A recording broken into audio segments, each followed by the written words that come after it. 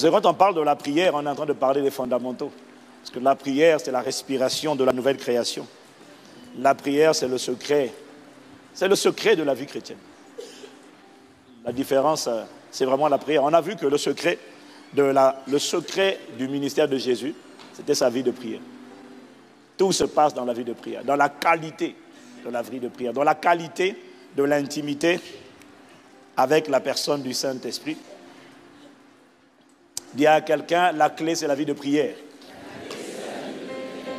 Alors aujourd'hui, suite au message de la semaine dernière, qui pour moi était normalement un message de base, il ne suffit pas que de prier, il faut prier avec foi. Et en voyant le visage de ton voisin, j'ai compris que ce n'était pas si acquis que ça. Et alors j'ai rendu grâce à Dieu, parce que finalement, chaque fois qu'il inspire une parole, elle est toujours pertinente. Ah, tu n'as pas dit Amen. Et donc, il m'a convaincu de ne pas passer vite dessus, de revenir sur l'importance de la prière. Et aujourd'hui, de développer ce que j'ai dit, de faire une application pratique du message de la semaine dernière. C'est-à-dire, le titre de mon message va s'intituler « Comment prier avec foi de manière pratique ». On en a parlé la semaine dernière. On va rester un peu dessus, comment on va, avec d'autres exemples, étayer un peu comment prier avec foi de manière pratique. Alors pour toi qui le fais déjà, c'est très bien, c'est une révision. Mais il y a plein de gens qui ne le font pas, alors que ça veut dire que c'est utile. Nous avons vu que plus tu as la foi, et plus tu peux prier de manière persistante. Moins tu as la foi, et moins tu pries de manière persistante. En fait, lorsqu'il n'y a pas la foi dans ta prière, tu finis par lâcher la prière, par relâcher ta prière. Alors que Jésus a dit, l'homme doit toujours prier et ne point se relâcher. Lorsqu'il n'y a pas la foi, tu finis par te relâcher. C'est cette foi, lorsqu'elle est présente, c'est cette foi qui te permet de persévérer dans la prière. Puisque Jésus a dit, mais lorsque le Fils de l'homme viendra, trouvera-t-il la foi sur la terre? Ça veut dire que s'il n'y a pas la foi, il n'y aura pas la prière qui persévère. Parce que la vérité, c'est que tout le monde peut prier. Mais persévérer dans la prière, ça, c'est autre chose. Est-ce que quelqu'un me suit? Persévérer dans la prière exige la foi afin de ne pas lâcher. Et on a dit que ce que sous-entend Jésus dans la parabole de Luc chapitre 18 qu'on a lu, ce que sous-entend le Seigneur, c'est que chaque fois que je me suis ou que tu t'es relâché dans la prière, c'est parce que la foi dans la parole à laquelle tu avais cru, la foi, à un moment donné, a affaibli ou a chancelé. Mais au nom de Jésus, elle ne chancellera plus par la grâce de Dieu. Donc voilà pourquoi il est indispensable de prier il est indispensable de parler de la prière persistante, mais il est également indispensable d'enseigner l'art de la prière persistante, ou encore, je dirais, l'art de la prière avec la foi. Alors je veux que tu dises à ton voisin, il ne suffit pas de prier. Il faut prier avec foi. Et on a vu que c'est ce que le Seigneur a dit dans Matthieu, lorsqu'on a recoupé Marc 11, verset 24 et Matthieu 22, Matthieu 21 qu'on a lu la semaine dernière. Ça donne ceci: tout ce que vous demanderez en priant avec foi, croyez que vous l'avez reçu et vous le verrez s'accomplir. Ça, c'est la version Marc plus Matthieu. Voilà. Tout ce que vous demanderez en priant, avec foi, croyez que vous l'avez reçu et vous le verrez s'accomplir. Quelqu'un dit Amen. Amen.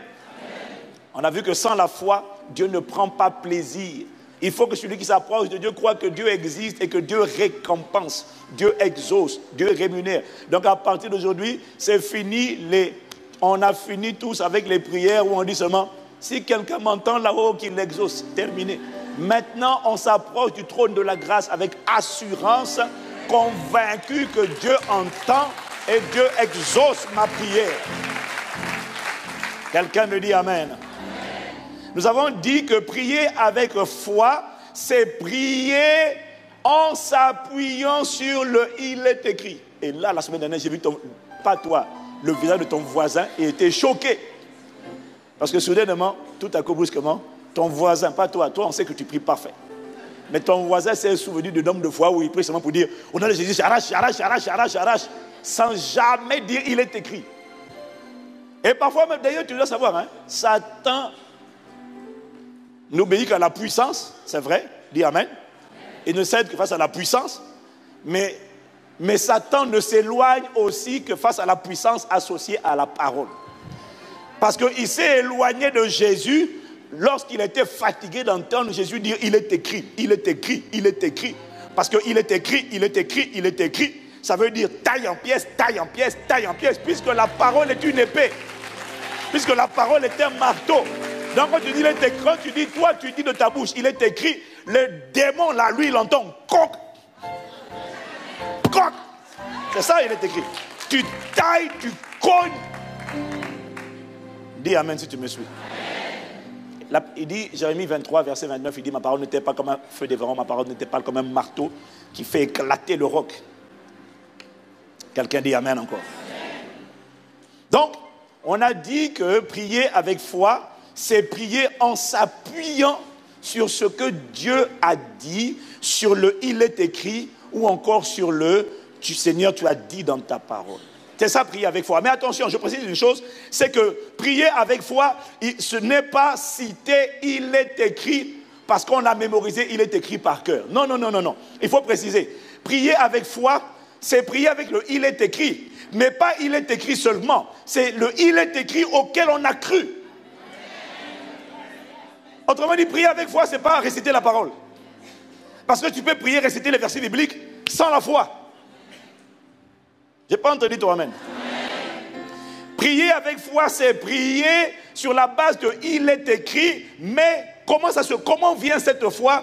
Cette foi vient lorsque tu es confronté à une situation. C'est la première chose. Et tu vas dans la parole de Dieu chercher ce que Dieu a dit, les différents versets bibliques où Dieu a parlé par rapport à cette situation. Est-ce que tu me suis? 1. Tu es confronté à une situation. 2.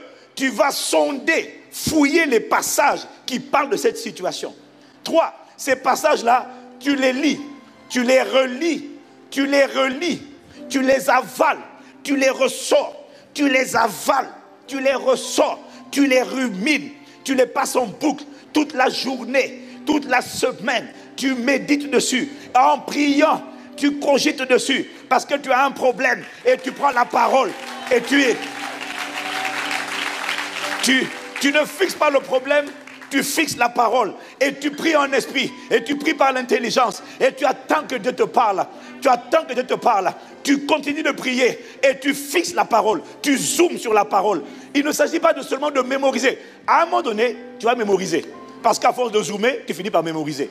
Mais ton but, ce n'est pas que de mémoriser. Ton but, c'est de focaliser. C'est de zoomer. C'est de réfléchir. Tu prends ta Bible. Oui, ma Bible. Ah, Seigneur, m'enlève ma... Alléluia. Gloire à Jésus. Je dois m'habituer moi aussi. Alléluia. Tu prends la parole. Tu t'arrêtes dessus. Tu pries. Et puis, parfois, quand tu vas prier, le Saint-Esprit va mettre des... Si tu avais déjà lu la Bible, c'est pour ça qu'il faut la lire. Si tu l'avais déjà lu, le Saint-Esprit va mettre dans tes pensées un texte. Tu vas lire ce texte. Tu le lis. Tu t'arrêtes. Tu relis encore. Tu lis. Jusqu'à quand? Jusqu'à ce que le texte qui est écrit là sorte et puis vienne se greffer sur ton cœur. Là maintenant, tu as une conviction que le texte n'est plus seulement un texte. Le texte c'est la voix. C'est une conviction. C'est une certitude qui vient s'imprimer dans ton esprit et tu sens maintenant que cette parole-là va s'accomplir dans ta vie. Là, la foi est née. Là, la foi est née. C'est ça qu'on appelle le réma. La foi est engendrée ainsi. La foi, ce n'est pas connaître les versets par cœur. Mais je crois que c'est bon de connaître les versets par cœur. Parce que quand tu les connais par cœur, même si tu ne sais pas où il est localisé. Moi, il y a plein de versets, je ne sais pas où ils sont localisés. Mais je sais qu'il est écrit. Je sais que c'est écrit quelque part. Je ne sais pas toujours c'est où, mais je sais que c'est ça. Acclame, acclame, acclame, acclame, acclame, acclame.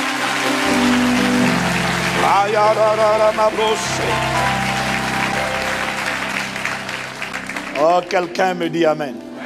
C'est comme ça que vient le réma. C'est comme ça que vient le réma. Tu regardes une situation, tu vas chercher Dieu dans sa parole. réma doit venir de la parole écrite. Si ça ne vient pas de la... Ah, vraiment. Si ça ne vient pas de la parole, ce n'est pas un réma de Dieu. Ça doit prendre une origine. Vous voyez, par exemple, pour l'autel de Dieu, le bâtiment que nous avons acheté, on l'a payé cash, d'accord. Maintenant, pour son financement, qui exige un miracle, en fait, naturellement, bon, moi, je rêvais que Dieu fasse un miracle. Mais, j'étais quand même, bon, en fait, je disais, mais on va le financer comment? Parce qu'on va voir les banques et tout ça. Alors, par précaution, on est allé voir les banques. Mais même quand on a commencé à parler avec les banques et qu'elles ont commencé à nous fermer les portes, je n'étais pas inquiet. Je sentais que Dieu voulait me parler. Et quand je suis allé, et à force de prier, de dire, Seigneur, quelle est ta volonté? Comment doit-il être financé? Et puis un jour, je ressens, j'entends une phrase, et je cherche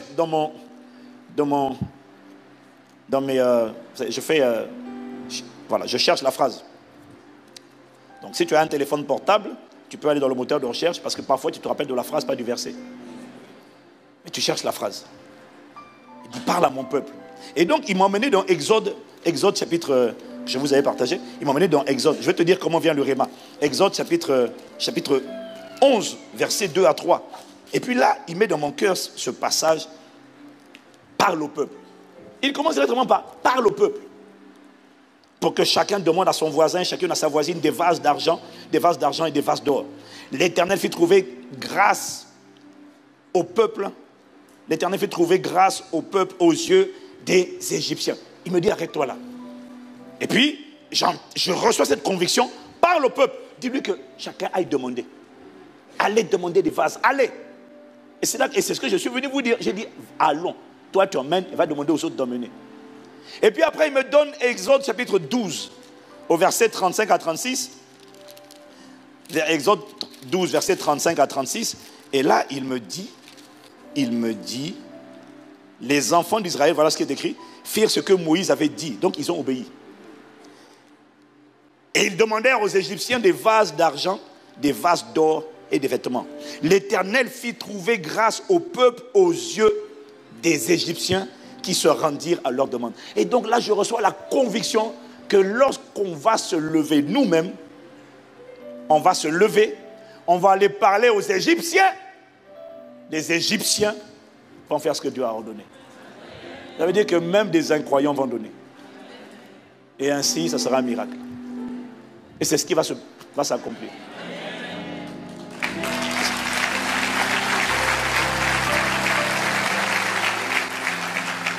Quelqu'un dit Amen. Comment est la foi? Ce n'est pas venu en une fois. C'est à force de prière, de réflexion. Tu t'assieds sur le passage et Dieu te parle à travers le passage. Il te dit, je vais susciter des gens. Même des incroyants, je vais les lever. Je vais les susciter. Ils vont donner. Mon peuple va donner. Parce que si eux, ils donnent sans que son peuple donne, c'est une disgrâce. Mon peuple doit donner. Mais si, là où ça ne suffit pas avec mon peuple, les autres vont continuer. Mais il a dit, va et parle. Donc ne garde pas pour toi le projet qu'on a, non. Parle-en partout. Tu lances la canne à pêche. Tu lances l'hameçon. Il y a quelqu'un que Dieu a préparé qui va dire, c'est quel projet ça? C'est quel projet? Je vais bien me lever, je vais bien contribuer. Et ça sera un païen.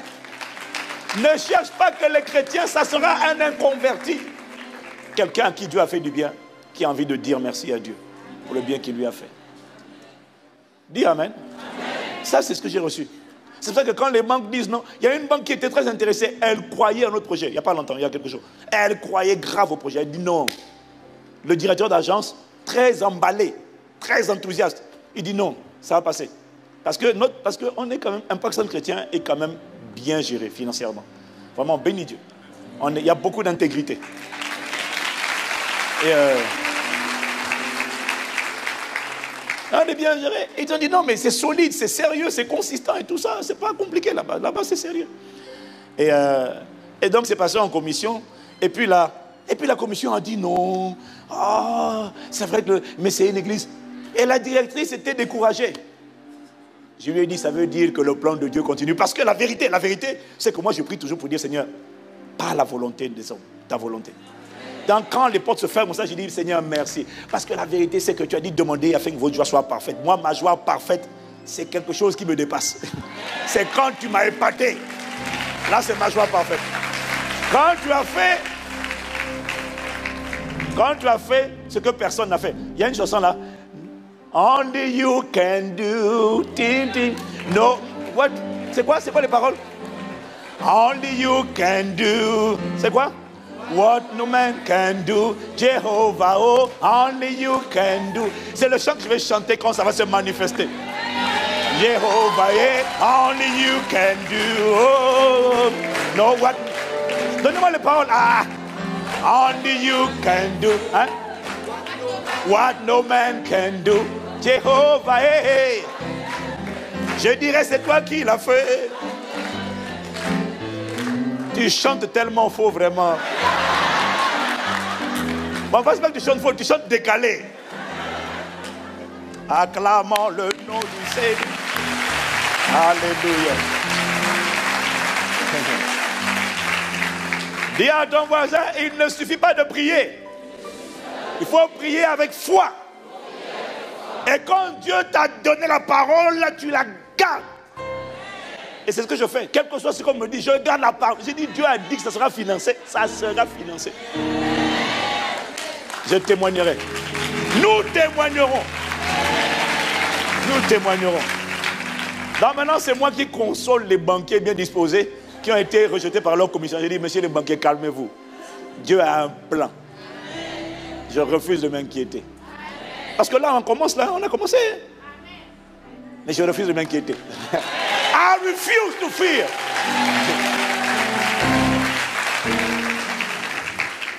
La ferme assurance là n'est pas un accident.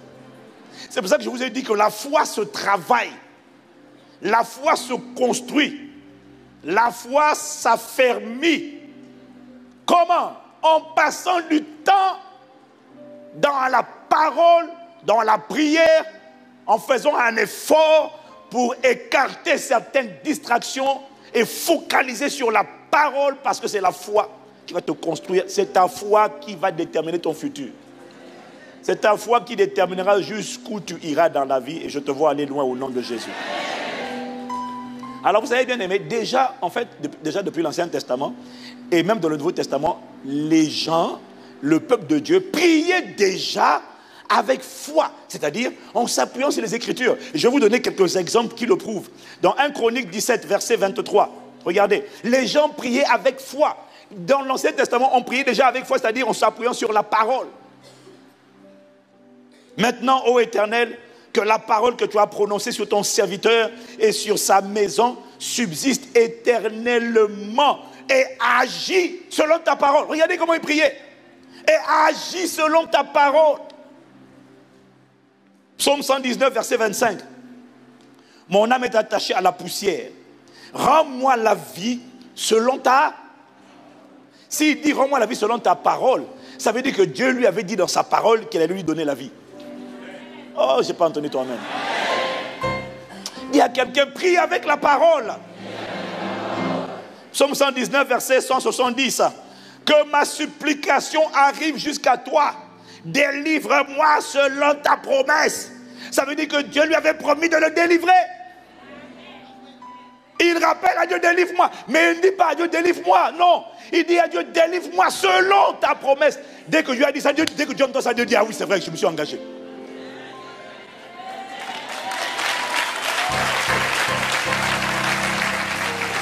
Déjà dans l'Ancien Testament, on priait avec la parole. Genèse 32, versets 11 à 12. Regarde la prière de Jacob. La prière de Jacob. Il dit, délivre-moi, je te prie, de la main de mon frère, de la main d'Ésaü, car je crains qu'il ne vienne et qu'il ne me frappe avec la mère et les enfants. Et toi, tu as dit, je te ferai du bien et je rendrai ta postérité comme le sable de la mer, si abondant qu'on ne saurait le compter. Seigneur, toi tu as dit, mon frère me menace, mais toi tu as dit.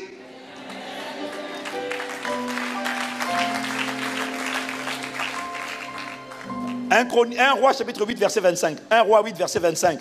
Maintenant, Éternel Dieu d'Israël, observe la promesse que tu as faite à David, mon père, en disant, tu ne manqueras jamais devant moi d'un successeur assis sur le trône, pourvu que tes fils prennent garde. Mais là, ce qui m'intéresse, c'est la première phrase. Maintenant, Éternel Dieu d'Israël, observe la promesse que tu as faite. Tu vois, il réfère toujours Dieu à ce qu'il a dit.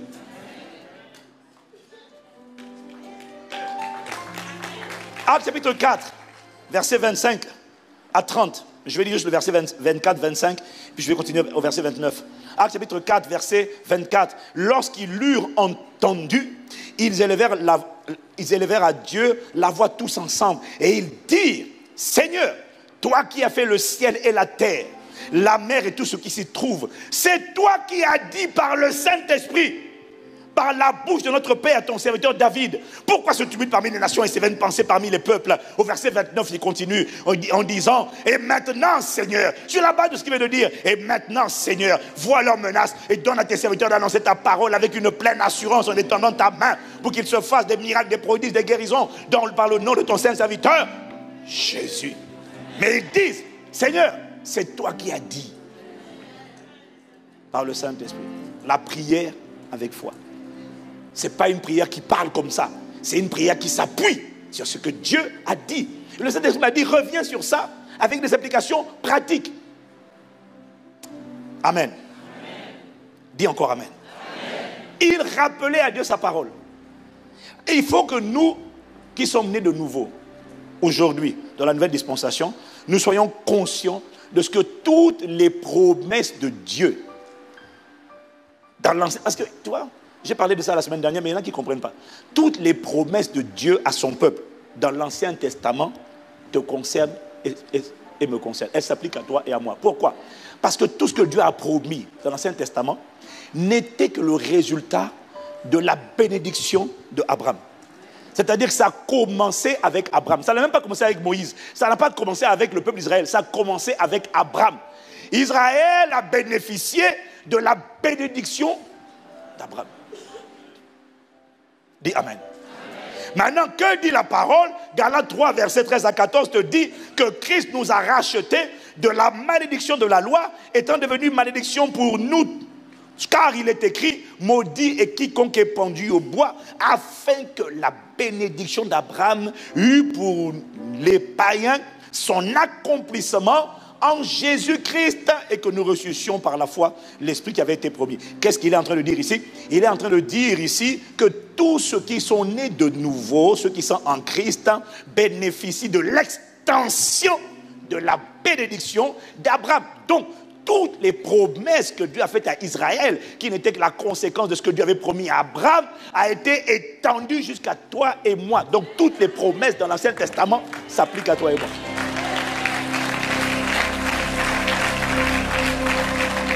J'aime bien parce que regarde, je vois, je ne vais pas dire qui, je vois quelqu'un. Oui, on est ici. Houhou. Dis à ton voisin, sois ici. Tu ne viens pas le matin dans la présence de Dieu à l'église pour être ailleurs. Sois ici. Et tu as travaillé toute la nuit, le Seigneur te donne la vigueur. Au nom de Jésus. Cette parole peut sauver ta vie. Reste connecté. Quelqu'un me dit encore Amen. Est-ce que c'est clair? Donc, tout ce que Dieu a dit dans l'Ancien Testament, ça te concerne. Ne dis pas il a dit ça. Non, il a dit ça pour les autres. C'est pour moi. Maintenant, il faut comprendre que la nouvelle alliance, dis avec moi la nouvelle alliance, ou encore le Nouveau Testament, c'est quoi? La nouvelle alliance rassemble les promesses que Dieu a faites à Israël dans l'Ancien Testament, mais la nouvelle alliance rassemble et contient également, pas les promesses, mais les faits divins qui ont été accomplis à la croix, auxquels le peuple d'Israël dans l'Ancien Testament n'avait pas droit parce que le Saint-Esprit n'habitait pas encore en eux. Jésus n'était pas encore allé à la croix. La nouvelle alliance, c'est la somme de l'ancienne alliance plus la croix. C'est ça qui donne la nouvelle alliance. C'est à la croix que Dieu a rajouté l'autorité sur les maladies, sur la puissance des ténèbres, sur le diable. C'est à la croix que Dieu a rajouté le Saint-Esprit en l'homme. C'est à la croix que Dieu a rajouté la vie éternelle. C'est à la croix qu'il y a la plénitude du Saint-Esprit. C'est à la croix. Et la nouvelle alliance ou le Nouveau Testament, c'est la combinaison, l'association de toutes les paroles, les promesses dans l'Ancien Testament et les faits divins accomplis à la croix. Voilà pourquoi la nouvelle alliance ou le Nouveau Testament est définie dans Hébreux chapitre 7 au verset 22 comme une alliance plus excellente. Jésus, dit Hébreux 7 verset 22, est par cela même le garant d'une alliance plus excellente. Elle est plus excellente que l'ancienne alliance. Quelqu'un dit Amen. Donc, la prière de la nouvelle création est une prière qui doit s'appuyer sur les promesses de l'Ancien Testament, ce que Dieu a dit et ce que Jésus a fait à la croix, qui n'est pas promesse, qui est fait divin. Tu combines les deux, tu te tiens dessus, tu médites, tu l'imprimes sur les tables de ton cœur et tu restes ferme jusqu'à quand? Jusqu'à ce que l'ennemi lâche, jusqu'à ce que les choses se manifestent. Et donc on n'a pas vu la manifestation, on ne se relâche pas. On continue de rendre grâce, de supplier, de réclamer, de revendiquer, de proclamer, de décréter, mais on continue de prier. Acclame, acclame, acclame, acclame, acclame.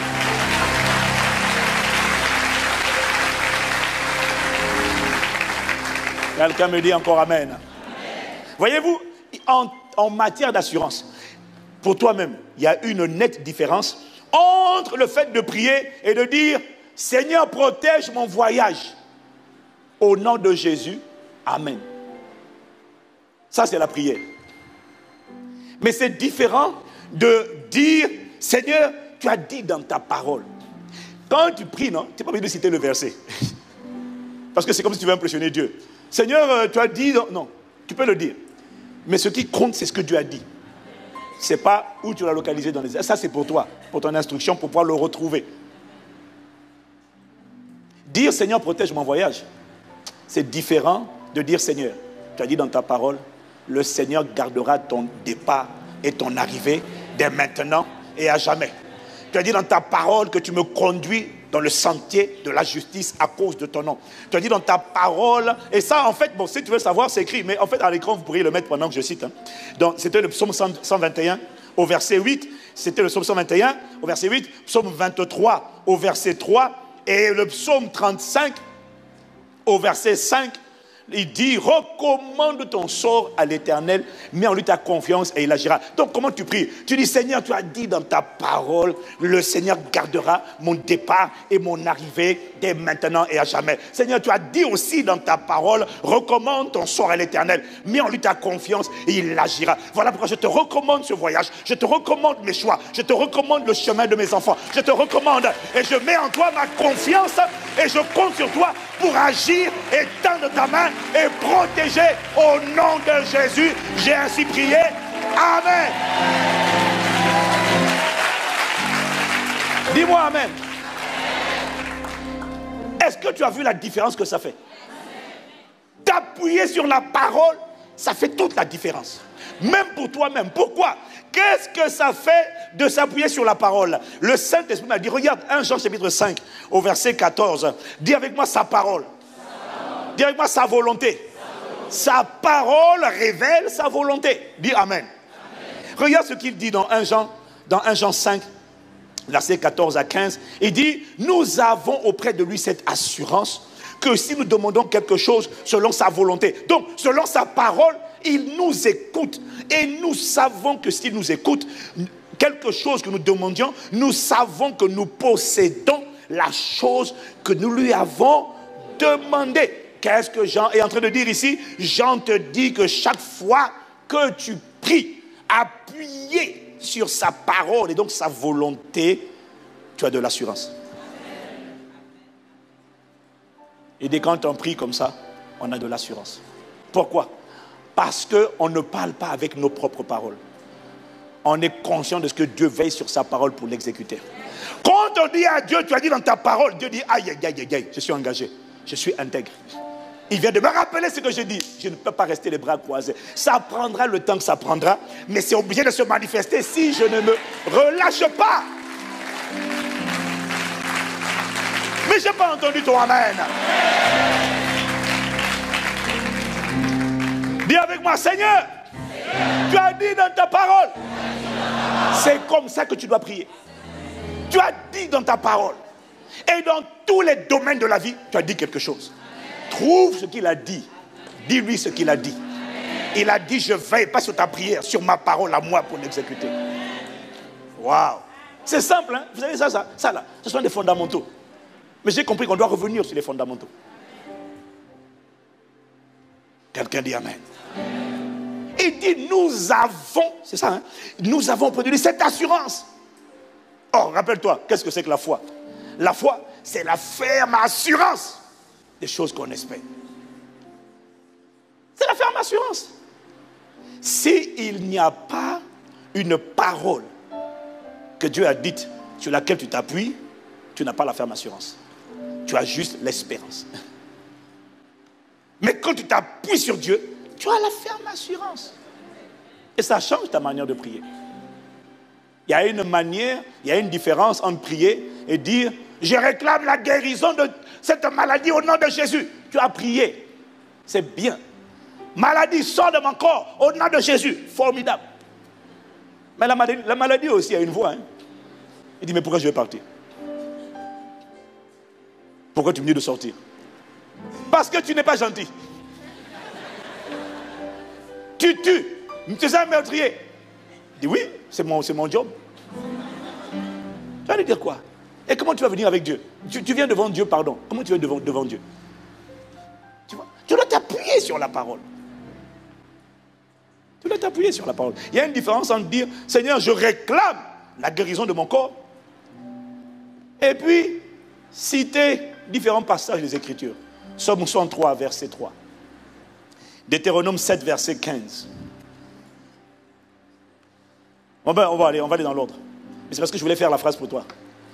Hein? Seigneur Jésus, je te rends grâce de ce que tu es celui qui a dit dans ta parole que chaque fois que tu pardonnes mes iniquités, tu guéris également toute maladie. Psaume 103, verset 3. Déjà dans l'ancienne alliance, tu avais déjà dit à ton peuple, dans Deutéronome 7, verset 5, mais ça tu ne lui dis pas, ça c'est toi qui sais. Tu as dit que tu éloigneras la maladie de moi. Toutes les maladies qui frappent les nations de ce monde, tu as dit, tu les éloigneras. Regarde, c'est ce qui est écrit. Dis Amen. Seigneur, je te rends grâce. Tu es celui qui, à la croix, a porté mes péchés. Là, tu vas maintenant dans Ésaïe 53, verset 5. Tu es celui qui a porté mes péchés. Tu as été brisé pour mes iniquités. Et Seigneur, je te rends grâce de ce que le châtiment qui me donne la paix est tombé sur toi. Il est écrit dans ta parole. Là, maintenant, tu l'amènes dans Matthieu 8, verset 17. Que tu as porté nos maladies. Tu t'es chargé de nos infirmités. Ou plutôt, tu as pris nos infirmités et tu t'es chargé de toutes nos maladies. Là, tu es en train d'aller dans Matthieu 8, verset 17. Si tu me suis dit Amen. Amen. Seigneur, il est écrit dans ta parole que par tes meurtrissures, j'ai été guéri. Là, tu l'emmènes dans 1 Pierre 2, verset 24. Seigneur, sur la base de ces paroles, je refuse de porter dans mon corps ce que tu as déjà porté dans ton corps à la croix. Je refuse. Je rejette ça totalement.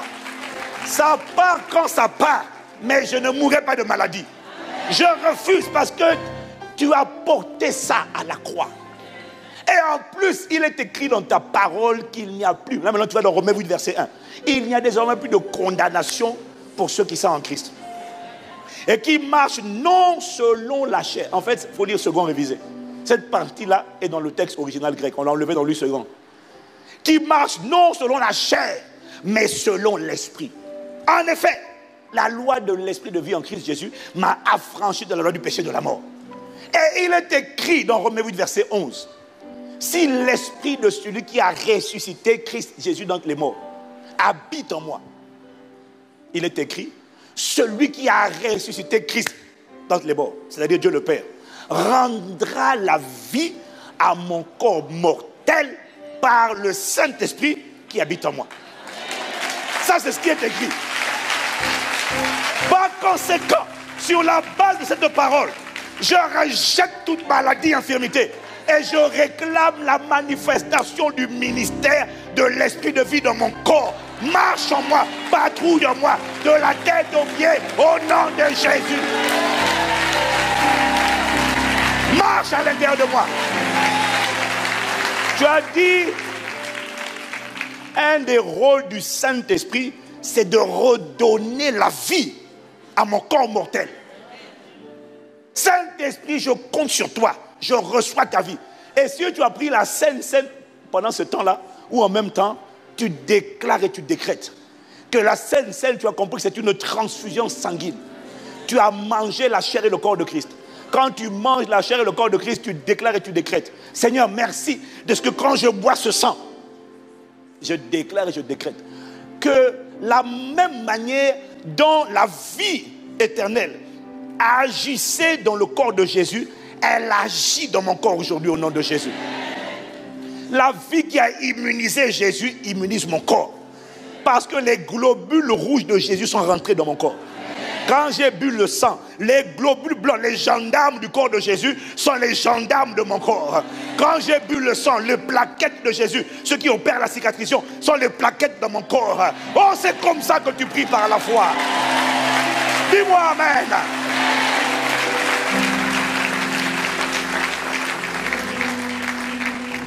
Tu vois la différence entre prier comme ça et juste dire, je réclame la guérison au nom de Jésus. Ça n'a pas le... Même toi-même, quand tu dis je réclame la guérison, tu espères que ça a marché. Mais tu vas te rendre compte que plus tu dis ce que tu as dit, tu dis Seigneur, tu as dit toi-même, plus tu dis ça, plus ton esprit est confiant, l'assurance augmente. Ça prendra le temps que ça prendra. Mais moi j'ai dit je ne serai pas confondu. Je ne m'appuie pas sur moi, je m'appuie sur ce que toi tu as dit.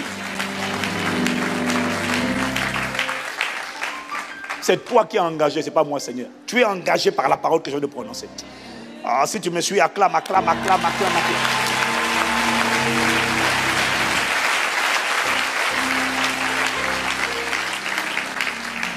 Lorsque tu t'appuies sur la parole, donc sur sa volonté, Jean dit, nous avons une assurance. Nous avons une assurance. Il y a une grosse différence entre dire, je détruis tout autel maléfique qui parle contre ma vie, ma famille, ma destinée, au nom de Jésus. Si tu as dit ça, tu as prié, c'est bien.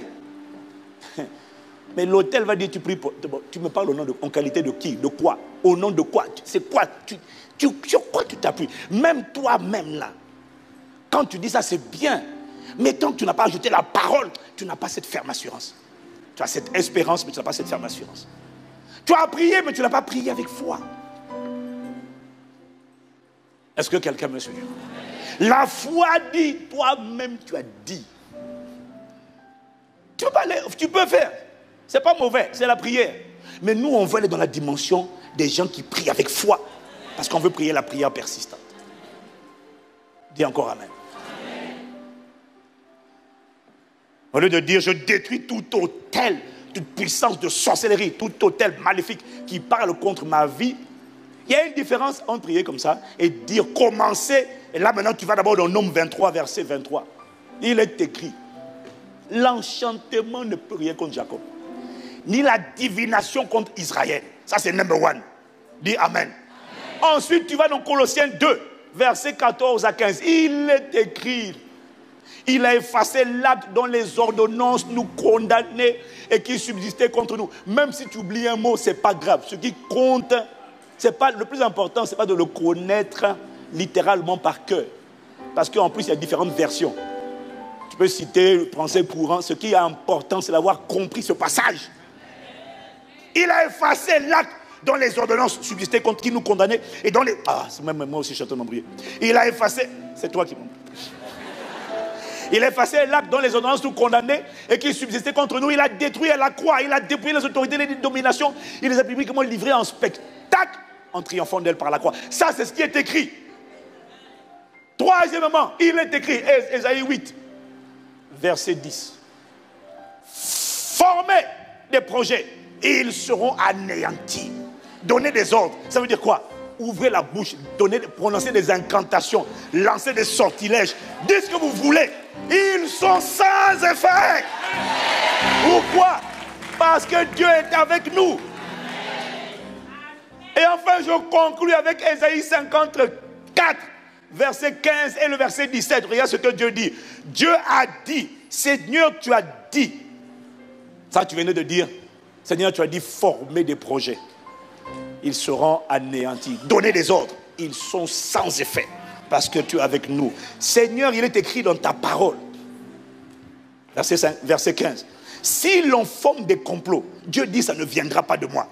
Quiconque se liguera contre toi, tombera sous ton pouvoir. Maintenant, tu vas au verset 17.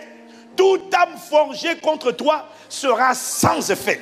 Et toute langue qui s'élèvera en justice contre toi, tu la condamneras. Sur la base de ces paroles, je déclare et je décrète maintenant, je viens contre toute voix qui dans le monde occulte s'est élevée contre moi pour me condamner. Je la condamne en jugement par le feu. Je la commande en jugement par le feu. Je la condamne. Dis-moi amen. C'est ça, prier avec foi. Sur la base de ce qui est écrit là, je déclare et je décrète. Quiconque a ouvert la bouche pour prononcer un sortilège, une incantation, lancer une malédiction, j'appelle son jugement maintenant à l'instant par le feu. Je dis que là où il est, où il se trouve, le feu brûle sur lui. Et oh, machete la makasata. Quelqu'un me dit amen. C'est ça. Priez avec la parole. Jésus, Seigneur, tu m'as donné le pouvoir de marcher sur les... Là maintenant tu vas dans Luc 10, verset 19. Tu m'as donné le pouvoir de marcher sur les serpents, les scorpions, sur toute la puissance de l'ennemi, rien ne peut me nuire. Voilà pourquoi je déclare que je marche aujourd'hui sur toute la puissance des ténèbres, quelle que soit son amplitude, toute la puissance des ténèbres déployée contre moi. Je marche sur elle au nom de Jésus et je déclare que rien ne peut me nuire. Là tu as prié avec foi. Dis amen. Alléluia. Merci pour la parole. Tu ne m'as pas laissé déshériter. Tu ne m'as pas laissé désavantager. J'ai un héritage. J'ai des promesses. Et j'ai des faits divins. Je m'appuie dessus pour prier et pour réclamer et pour résister. Dis amen. Amen. Et tous les jours, tu récites ça. Amen. Tu peux changer l'ordre. Tu peux mettre de nouvelles paroles, de nouveaux textes bibliques. Mais tu t'appuies sur ça. Il est écrit. Seigneur, tu as dit. C'est ça qui est écrit. C'est ça qui est établi.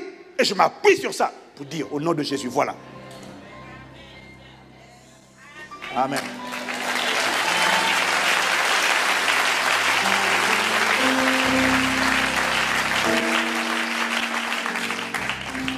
Quand tu sais qu'il y a des malédictions héréditaires qui combattent ta vie, ce qui a contrôlé tes parents essaie de te contrôler.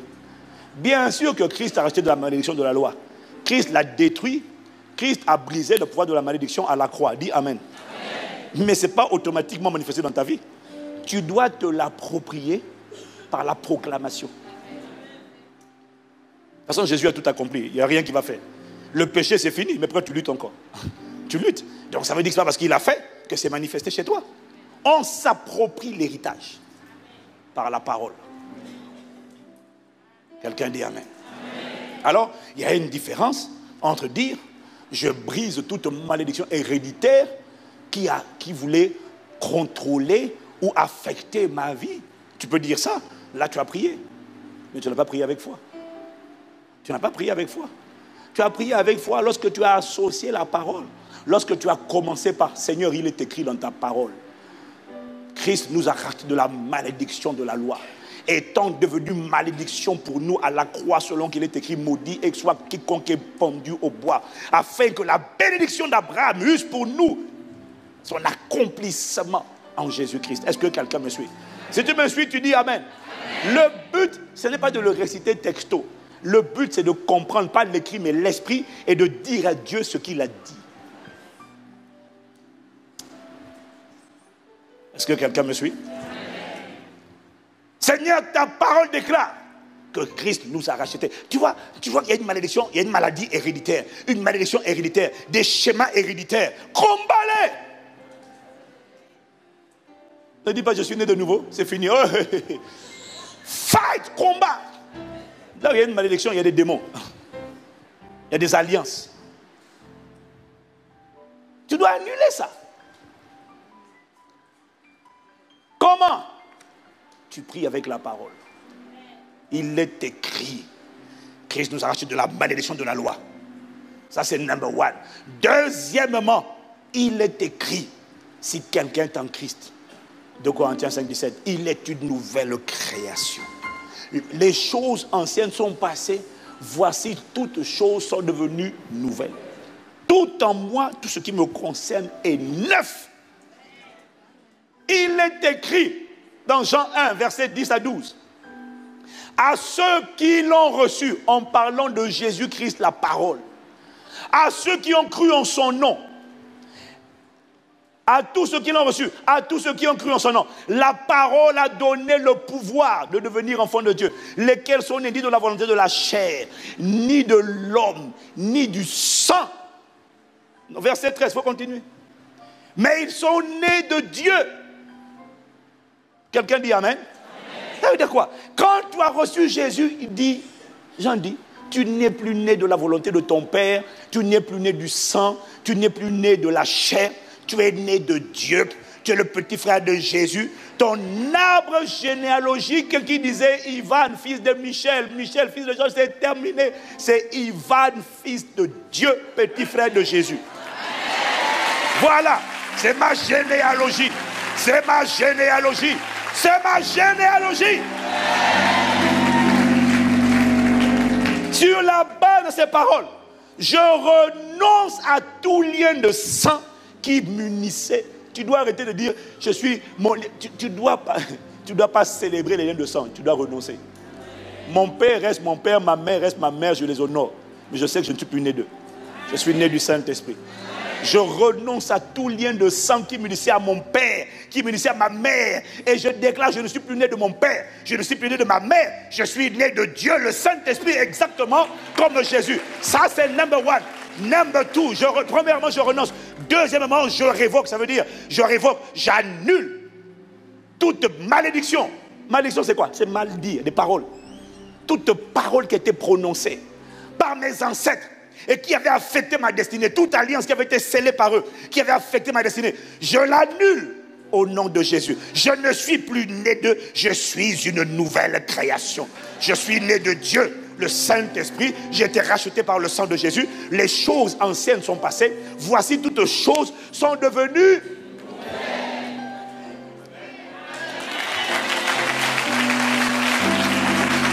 Quelqu'un me dit Amen.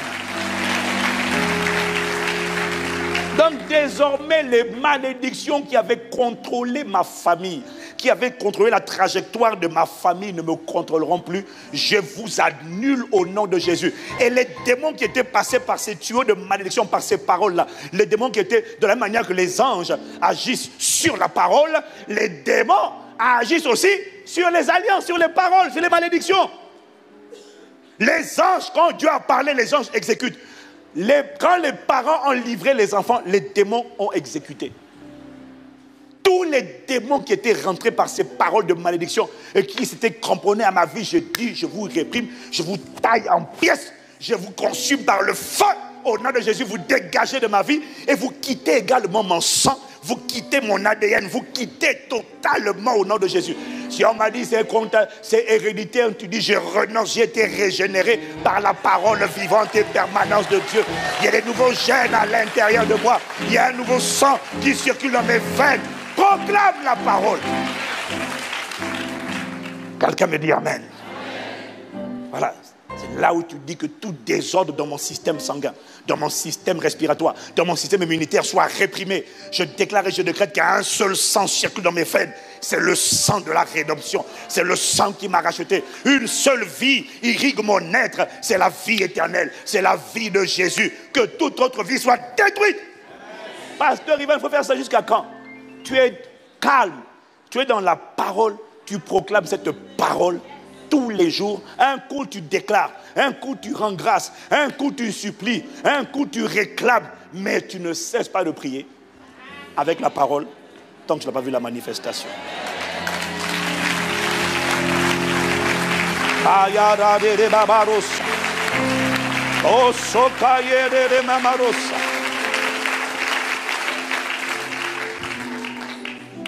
Est-ce que quelqu'un me suit? Dis à quelqu'un, prie avec foi. Prie avec la parole. Et voyez-vous, tu as des paroles comme ça dans tous les domaines. Tu peux venir dire, Seigneur, je te demande pardon. Pardonne-moi. Ok. Mais quand tu veux demander pardon, quand tu veux implorer la miséricorde, tu ne dis pas, Seigneur, fais-moi miséricorde, pardonne-moi. C'est bien, c'est la prière. Mais ce n'est pas la prière avec foi. La prière avec foi vient dire, Seigneur, tu as dit dans ta parole, si nous confessons nos péchés, 1 Jean 1, verset 9, tu es fidèle et juste pour nous pardonner et pour nous purifier de toute iniquité. Seigneur, tu as dit dans ta parole, tu as dit, et il a dit ça où? Dans 2 Chroniques, chapitre 7, au verset 14. Seigneur, tu as dit dans ta parole, si mon peuple sur qui est invoqué mon nom s'humilie, prie, cherche ma face, et s'il se détourne de ses mauvaises voies, alors je l'exaucerai des cieux et je guérirai son pays, je guérirai sa santé, je guérirai ses affaires, je guérirai ses relations. Parce que certains d'entre nous, ce n'est pas la santé qui a besoin d'être guérie, ce sont les relations avec les gens. D'autres, ce sont les finances qui ont besoin d'être guéries. Mais avant que ce soit guéri, il faut d'abord la repentance, il faut d'abord s'humilier. Mais quand tu dis seulement, Seigneur, pardonne-moi et accorde-moi miséricorde, ça n'a pas le même poids que lorsque tu dis, Seigneur, tu as dit dans ta parole, si mon peuple sur qui est invoqué mon nom, Seigneur, je m'humilie, j'invoque ta face, je cherche ta grâce, je me détourne de ces mauvaises voies, de mes mauvaises voies plutôt. Seigneur, tu as dit, je l'exaucerai des cieux et je guérirai son pays. Alors je lève les mains pour dire, Seigneur, guéris mes finances, guéris-moi, manifeste ta guérison et tends ta main, traite-moi selon ta parole.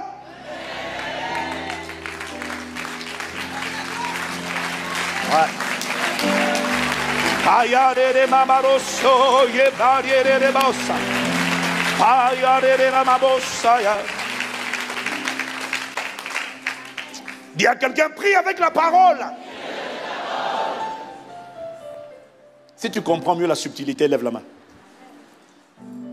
C'est important. On ne prie pas en désordre. On prie avec la parole. Seigneur, tu as dit dans ta parole. Quand tu veux la direction, tu ne sais pas quel chemin suivre. Ne dis pas juste, Seigneur, conduis-moi. Seigneur, éclaire-moi. Ça, c'est prier. Ce n'est pas prier avec la foi. Ce n'est pas prier avec la parole. Appuie-toi sur la parole. Si tu veux prier avec la parole, alors tu vas lui dire, Seigneur, tu as dit dans ta parole, tu ne lui dis pas, tu ne dis pas à Dieu où c'est écrit, mais toi tu sais. Dis Amen. Parce que Dieu connaît sa parole déjà. Proverbe 3, verset 5 à 6, ça c'est pour nous. Il est écrit, confie-toi en l'Éternel de tout ton cœur et ne t'appuie pas sur ta sagesse. Reconnais-le dans toutes tes voies et il planira tes sentiers. Donc, même si tu ne connais pas le passage, tu pries en marchant avec la Bible dans tes mains. Et tu lis le passage. Seigneur, tu as dit ça. Tu as dit ça. C'est écrit ici. Si, pendant que je lis, le verset disparaît de mes yeux, ça veut dire que tu as changé d'avis. Si le passage là est toujours sous mes yeux, ça veut dire que tu n'as pas changé d'avis. Cette parole est toujours vraie, elle va s'accomplir. C'est ce que tu as dit. Tu as dit dans ta parole, dans Psaume 32, verset 8, Seigneur, tu as dit, je t'instruirai, je te montrerai la voie que tu dois suivre. Je te conseillerai, j'aurai le regard sur toi. Seigneur, donne-moi instruction selon ta parole. Montre-moi quel choix faire, quelle voie je dois prendre. Conseille-moi, aie le regard sur moi. Ça veut dire veille sur moi. Seigneur, tout ce que je demande, c'est que tu me traites selon ta parole. Traite-moi selon ta parole. Quand j'ai prié comme ça, je sors de là, je suis confiant. Est-ce que j'ai demandé à Dieu la confusion? Non. Est-ce que j'ai dit, Seigneur, accorde-moi la grâce de me perdre en route? Non.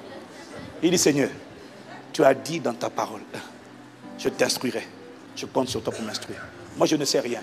Je compte sur toi. Quand tu vas prier comme ça, tu peux partir de là avec confiance. Et il t'instruira. Et il te montrera la voie que tu dois suivre. Et il te conseillera. Il aura le regard sur toi. Au nom de Jésus.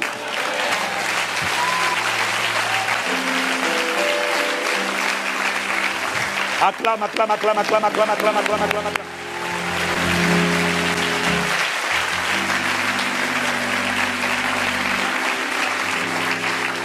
Alors, le travail que j'ai commencé de faire, c'est de recenser pour différents domaines de la vie.